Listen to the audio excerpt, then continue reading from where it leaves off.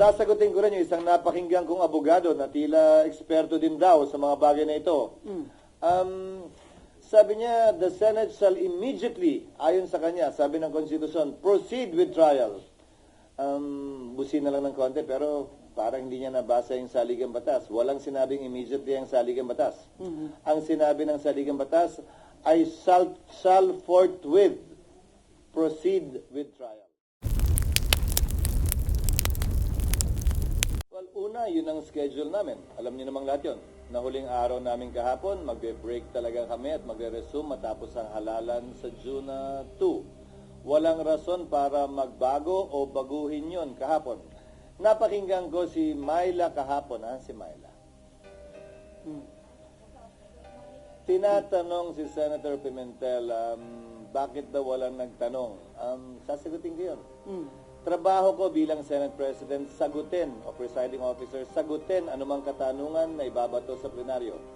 Pero hindi ko trabahong tanungin yung mga miyembro kung bakit hindi sila nagtanong at anong nasa isip nila, ba't hindi sila nagtanong.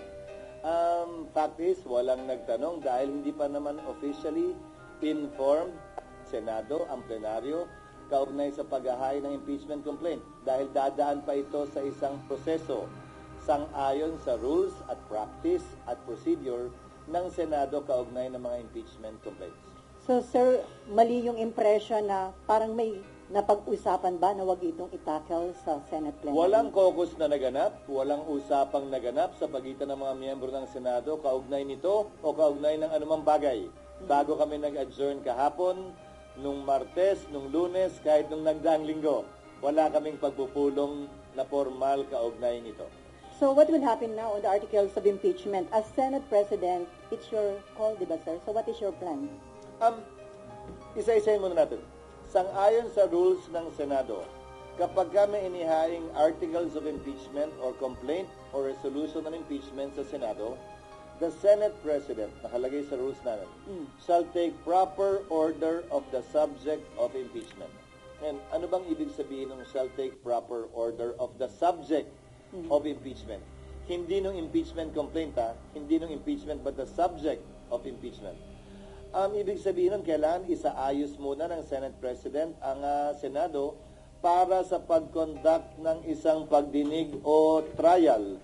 Sasagutin ko rin yung isang napakinggan kong abogado na tila eksperto din daw sa mga bagay na ito. Sabi niya, the Senate shall immediately, ayon sa kanya, sabi ng Konstitusyon, proceed with trial. Busin na lang ng konti, pero parang hindi niya nabasa yung saligang batas. Walang sinabing immediately ang saligang batas. Ang sinabi ng saligang batas ay shall forthwith proceed with trial. Ngayon, kung babalik tanawan natin, bago ko sagutin yung tanong, Sally, kukompletuhin ko na para... Okay. Kung babalik tanawan natin, may inihain na impeachment complaint noong 2011 laban kay Ombudsman Mercy Gutierrez. Inihain nyo ng March 23. Nag-adjourn ang Senado ng March 26. Walang ginawa ang Senado noon.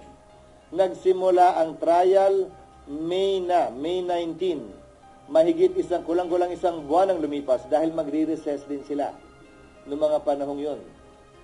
Kung maalala nyo ang impeachment ni dating Chief Justice Corona, ng yumaong dating Chief Justice na si Corona, final ang impeachment complaint ng December 13, nag-trial po sila January 19. So kung susuriin nyo, base sa President yung salitang forthwith, hindi naman po ibig sabihin nun kinaumagahan, agad-agad, dali-dali. Mahigit 2 buwang inupuan, pinag-aralan, binasa, tiningnan ng Kamara yung mga impeachment complaint na nakabinbin. Mahigit 2 buwan, hindi finorward ng Secretary General ang impeachment complaint sa tanggapan ng Speaker para i-refer sa plenary at sa Committee on Justice. Magkatabi lamang naman ang kwarto tulad sa Senado ng Secretary General at ng Speaker, ang Secretary ng Senate at ng Senate President. Bakit naman kami bigla sasabihang gumalaw umakto agad sa loob lamang ng ilang oras? Kung nagpa-banjing-banjing sila gawin ito, siguro wala naman silang basihan ngayon na madaliin kami, lalo na nasa huling araw na ng sesyon. Yan pinadala sa amin, halos mag-aalas 5 pa ng hapon. So, bilang katugunan, gagampanan namin ang aming tungkulin na pwedeng magawa habang recess, kabilang na ang pag-review ng rules ng Senado sa impeachment dahil kailangan po itong i-update. Halimbawa, yung pagkakaroon at requirement ng judicial affidavits, yung pagkakaroon ng provision at procedure para mag-hearing sa harap ng commissioner, yung pagkakaroon ng matatag at malakas na pre-trial procedure para swabe na at hindi na komplikado at magulo yung trial proper. Ito ay mga bagong procedure sa rules of court na pumasok bago po namin itinalaga yung aming rules of impeachment noon na kailangan po naming baguhin. Pangalawa, kailangan pa rin pag-aralan siyempre ng Secretary General ng Senado, ng Secretariat ng Senado, yung impeachment complaint mismo. Tinanggap lamang namin yung kahapon. So dun sa nagsasabing, bakit hindi agad-agad binabasa baba?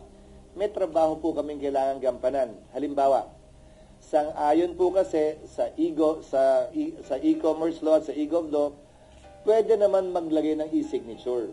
Hindi ba? Sa resolution, sa bill, sa committee report. Pwede ang e-signature dahil hindi po yan verified. Subalit, ang complaint or resolution on impeachment, verified po yan. Pinanumpaan dapat yan sa harap ng Secretary General ng Kamara.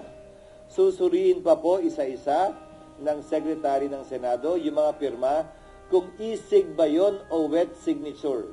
Bawal po ang e-sig. Dahil kailangan pinanumpaan ito. Paano ka manunumpa sa harap ng SecGen kung inutos mo lang yung opisina mong i-affix yung e-sig?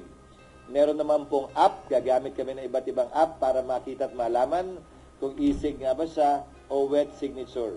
Para matiyak na yung bilang talaga ay sapat dun sa 1/3 para mag-comply dun sa direct filing sa Senado.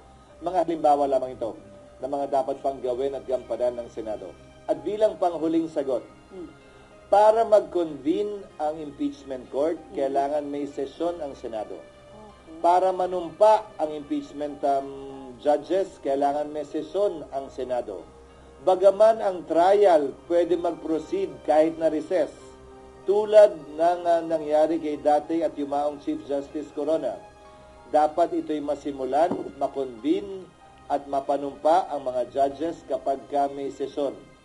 So kung may mangyayari mang aksyon o kaganapan kaugnay nito, yan ay mangyayari sa June 2, pag-resume ng Senado, matapos ang eleksyon at pasayan ng mayoriya ng Senado kung aamyendahan ba yung rules, anong ilalagay sa rules, i-authorize ba tulad ng nasa rules of court ngayon na suppletorily applicable na pwedeng mag-hearing habang recess dahil may 12 senador pa namang maiiwan natatawid hanggang 2028 pa ang termino, kabilang ako. 12 lamang naman ang matatapos ang termino. Gagawin ba yung parang sa rules of court, I'm only citing examples, na i-authorize yung 12, parang hearing before a commissioner, natanggapin lamang yung ebidensya. Ito'y court of record naman kasi. Ibig sabihin, kahit na wala pa at hindi personal na narinig yung ebidensya, mababasa naman. Ngayon nga may video pa.